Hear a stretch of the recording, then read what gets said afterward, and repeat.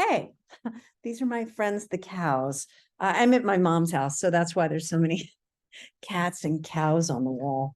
Um, all right.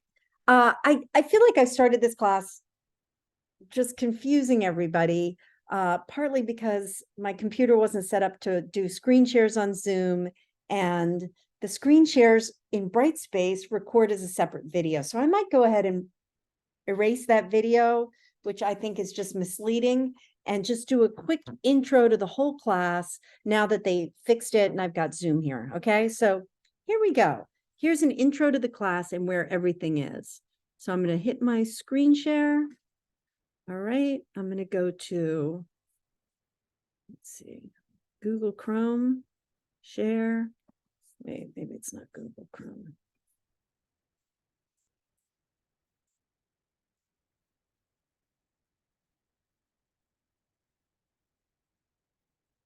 Is it working? No, I think I have to do this again. Stop. Typically. All right, I have to get our classroom here. Let's see if I can get that to work. All right, course home. All right, here we go. Share screen, course home, share. Is it doing it? You are sharing. All right, I'm sharing this, right? All right. Okay, so here's our class. I've got pictures of Daniel Kaluuya here from Get Out, the movie. If you haven't seen the movie yet, good. If you have seen the movie, that's fine. But it's always fun to read a screenplay first, see what the characters look like in your mind, how you imagine things happening, how you read the tone of the movie, when you realize that Rose is evil. Sometimes I'll be watching a movie or reading screenplay and I'll think, I don't like this character. Oh, this character is such a jerk. And then it turns out they're the bad guy, so sometimes you have to follow your gut and see where it's going. But mostly what I really want you to do is just look at what a screenplay looks like, get a sense of, what a scene is. So scenes all start with interior, exterior. Is it inside or outside? The reason we do that is when we eventually make the movie, the assistant director will go through the whole screenplay and say, okay, we've got 5 exterior scenes and 75 interior scenes. We're going to need 5 sets, blah, blah, blah. Producers will like a screenplay if it doesn't move around too much. Like we've got Chris's apartment, that's one location. We've got the car, and then we've got this fancy house, the Armitage estate. And that's pretty much the locations. There's a couple of scenes outside at night. You can pretty much do that anywhere. Outside at night is easy because you can actually do it in a studio.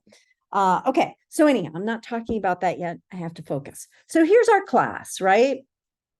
Course home. Let's look at that. That's what we've got. Up here, we've got content. All right. I like this way of looking at the class content because one of the most important things is the overview. So I've put 2 things in overview. I would like you to download both of them onto your desktop so that you have them, so you don't have to look into Brightspace for them. So it says here are your assignments, the pitch. You're going to record a video and post it on a discussion board. The scenes, the beat analysis, the outline, the screenplay, and those are the things. So for this class, you're starting a screenplay, you're starting to write it, you're writing the opening, you're really writing scenes from what we call the first act, the first 20, 25 pages of a screenplay. I don't expect you to finish it. Usually in the real world, if you read my article on writing with a partner, if you're writing with somebody, sometimes you'll spend 6 months just working on an outline. Like, where's it going? What are the scenes? And then when the 2 of you start writing, you can write it all maybe in 2 months. But coming up with an idea, an outline, and writing the whole thing in 6 weeks, it's not doable. It's not doable in 15 weeks. We're doing the exact same class in 6 weeks that we do in 15 weeks at Duchess. You're coming up with an idea, you're pitching it to the class, you're writing your opening scene, you're writing a few other scenes, you're coming up with an outline for your movie. And in order to come up with an outline, I will, I think, assign everybody a movie that they have to watch. So let's say you're writing a movie that's similar to another movie. You know, you're writing a romantic comedy and it's similar to, I love this movie called It's Complicated. So I'd say, okay, it's going to be a romantic comedy. Why don't you watch this movie? It's complicated. Get a sense of, when did she meet the good guy? When did she meet the bad guy? When did they break up? When did they get into a fight? And you're going to do what we call a beat analysis. That's assignment number 3 here.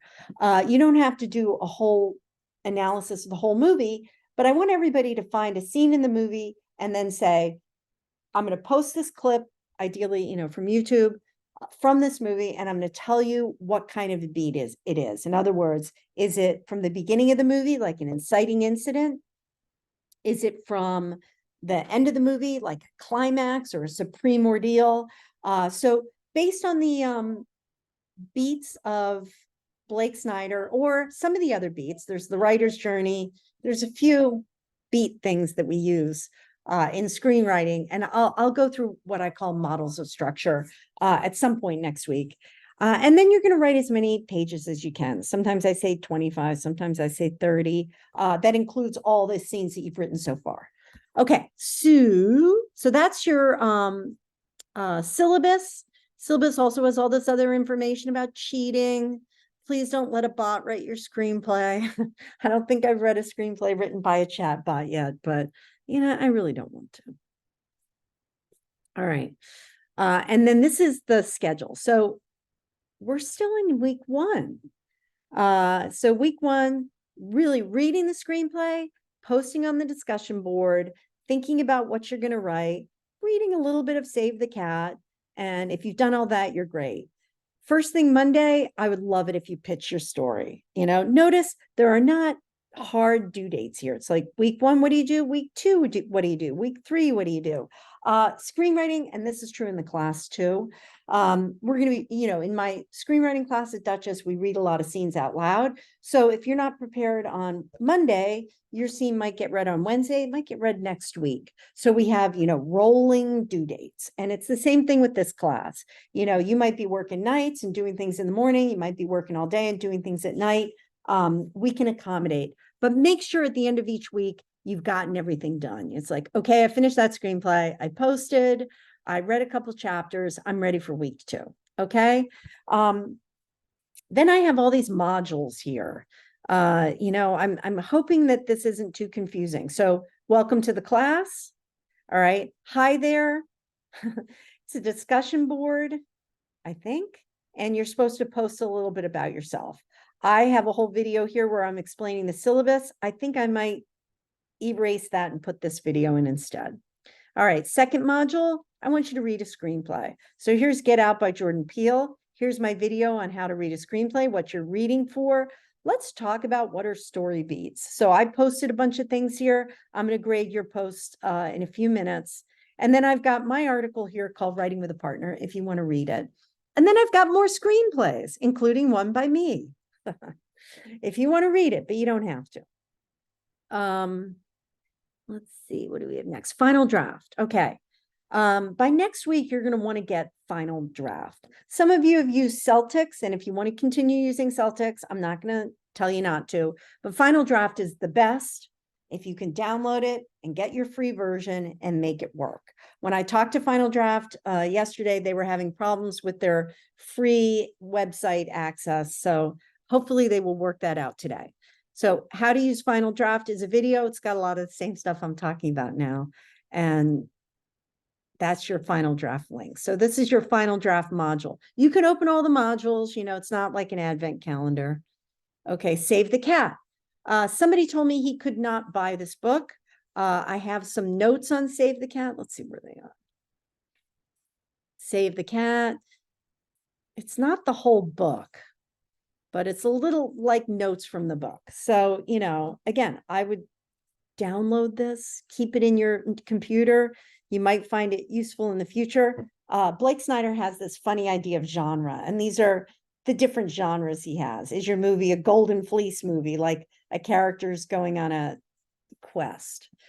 Is it called Out of the Bottle? A character, you know, is taking a potion I don't know. But there are all these genres. They're kind of funny. But I will talk to you over and over again about page 70, structure, his beat analysis. Blake Snyder came up with some good ideas. And one good idea he has is that movies start with an image, an opening image. And that opening image can often yield a lot of information about the movie. So it'll be, what's your first impression? What is the director telling you? It's like in Get Out, it's a lonely road in the suburbs.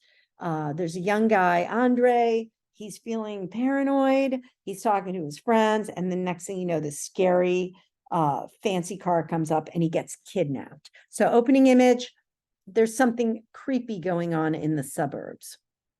Theme stated, somebody might say something aloud, like a wise old grandpa, something you wouldn't think about. And my dad once said something to me that sticks with me lately because it's true. I was complaining that my parents, didn't make me do something when I was a teenager. He turned to me, he's like, "Oh, Dana, nobody can make you do anything." I remember the time thinking, what do you mean?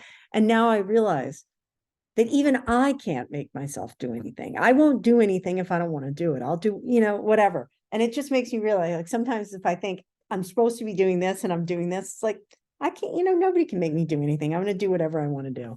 So sometimes somebody will say something wise about you or about something, and you realize, this is kind of a theme in the movie. I've never made a movie with that as a theme, but maybe I should. So theme stated in Get Out, a mind is a terrible thing to waste. Now, when you hear it at the beginning of the movie, you wouldn't understand, but this is a body snatcher movie where people's bodies are being taken away and other people's brains are being put in them and their minds are being completely wasted. So a mind is a terrible thing to waste is the theme. I won't go over all of these. Setup. The setup in Get Out, I guess I am going over them. They're going to meet her parents. So it's a couple, we think, boyfriend, girlfriend. They're going to go meet her parents in the fancy suburbs. What's going to happen there? Catalyst, I can't help it, but I feel like that deer getting killed is somehow the catalyst. There's a moment there where, the deer hits. We get a little bit more of her character. I don't know. I don't know why it's a catalyst in the movie, but I feel like it's that first big moment of boom, and you just want to say to him, get out of there, don't go. Debate. Debate is when the character is thinking to himself, should I do it? Should I not do it? Should I get out of here? What should I do? So you have to think about, and oftentimes it's the debate that leads to the next thing. Now, for me and Get Out, they've already decided they're going. The debate for him could have been more like, have you told your parents about me? Oh, no. Are you sure that I'm going to be welcome there? Sure. He's thinking, am I crazy? Should I be going meeting these people or not? Something like that. So that's a little bit of the debate. This is the main character thinking, should I be doing this or not? Should I really be taking this plunge? Should I be taking this chance? And then the chance that they take causes what we call the break into two. So Rose and Chris have gone to the suburbs. They're going to meet his parents, her parents, and they're going to be stuck. Chris doesn't drive. They're in her car. She's got the keys. She's got control. He's basically putting himself under her control and going into her territory. And he doesn't really have any allies in there. These are things you have to think about in life sometimes. Breaking into a B story. What's the B story? I think it could be the story of this character, Andre, that he's kind of watching. What's going on with that guy? He looks familiar. Why is he acting like an old man? Kind of a weird thing in the movie. The bad guys close in. We start realizing that the family is not who we think they are. The mother hypnotizes him. All is lost. He's stuck in their house. He doesn't know what to do. And then he's got to break free. And then break into three is the final act of the movie. And usually it's pretty short. So Chris has escaped, but now, he meets up with the woman who's, I can't remember what her name is. Georgina. And then Rose comes after him. So usually in the climax, I have an article that I think I posted. My title for it is Me, You, and the Bad Guy, the third act of a movie. It's often like everything else has been stripped away and it's just you and the bad guy. And sometimes there's somebody else there, someone you're trying to save. In this story, Chris has someone who's trying to help him. And it's like a face down with the bad guy. This person was the girl he loved, the girl he might have married. And now he realizes she's evil and he has to kill her. So the final image, they have escaped. So that's Get Out a little bit. And this is the basic Save the Cat. All right, so we're going back. Save the Cat. Pitch week. All right, so I have the art of the pitch here. What do you need? The main character, the world, the genre, the climax. Where's it going? And now you're going to make a little selfie video and post the link here on the discussion board. Okay. Openings, week 3. So by week 3, you need final draft. I've got a couple little opening things here.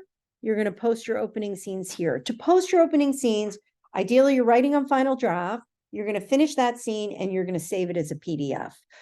You should be able in final draft to be writing your giant screenplay, but also save, cut and paste page 1, page 2, put it in a separate document and make a PDF. Okay. So you're going to submit PDFs because we can read them wherever we are. We don't have to open final draft. I can read final draft though. So you could submit final draft here. That's openings, outlines, and beats. So once you've pitched, I'm hoping other people in the class will do this too. We'll say, hey, your movie's kind of like this movie. Everybody wants to say, oh, you got to be really original. Nothing's that original. You're writing something that's like another movie. So watch that other movie. You're going to post a clip from that other movie, talk a little bit about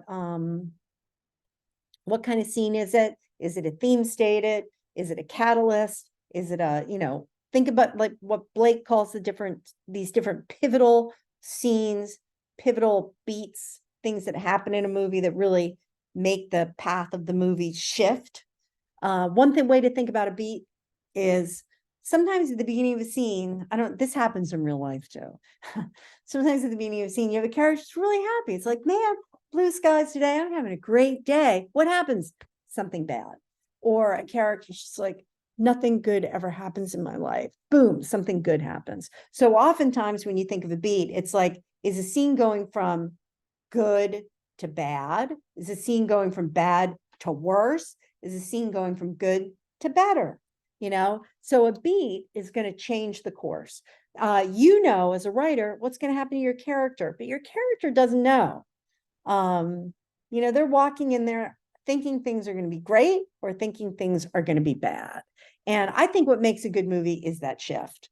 One thing about Chris, Chris does not have good expectations about meeting the Armitage family. So on the one hand, things aren't going to shift for him. Things are going to be like, I'm not expecting this to be good, but man, it's bad and it's worse. And then it's worse. I think movies are more fun when there's sometimes things that you're like, oh, this is great. And sometimes things that are bad. I like to see a little bit more of a shift of emotions, just from like bad to worse to worse. We like to go on a little bit of a roller coaster in a movie.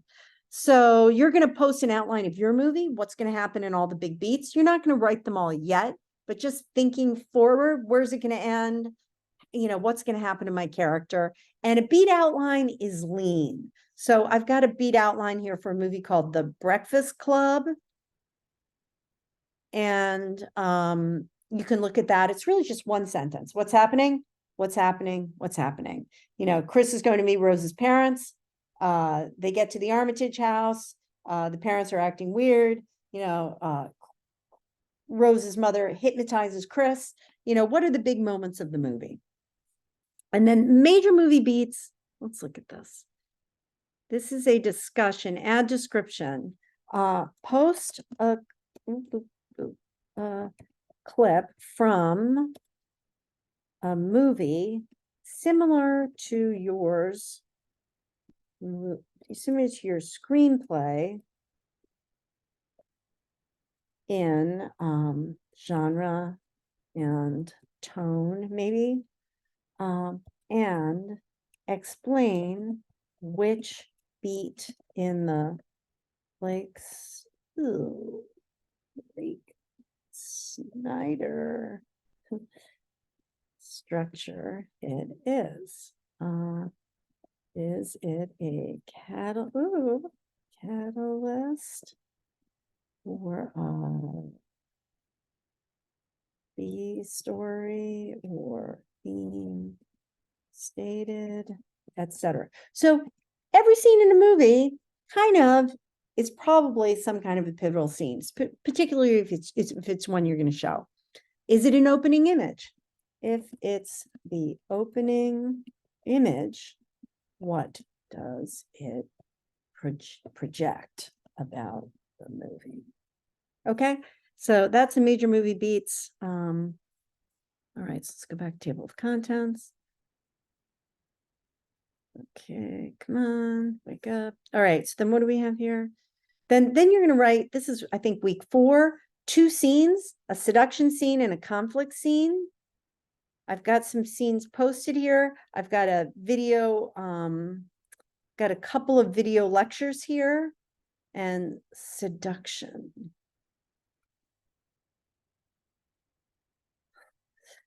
To attract while exploiting someone's weakness. All right. Let's go back here. Conflict and seduction. Do I have this explained? Seduction, to attract while exploiting someone's weakness. Conflict, turn potential allies into enemies. Confrontation, blah, blah, blah. You're going to write these 2 scenes and post them. So there are 3 scenes you're going to get 10 points each for. And then you're going to keep writing a few more scenes to get up to about 20 pages. Your opening scene can be longer. It can be a couple of pages. You got a screenplay here. I've got a article on writing the climax, 3rd act.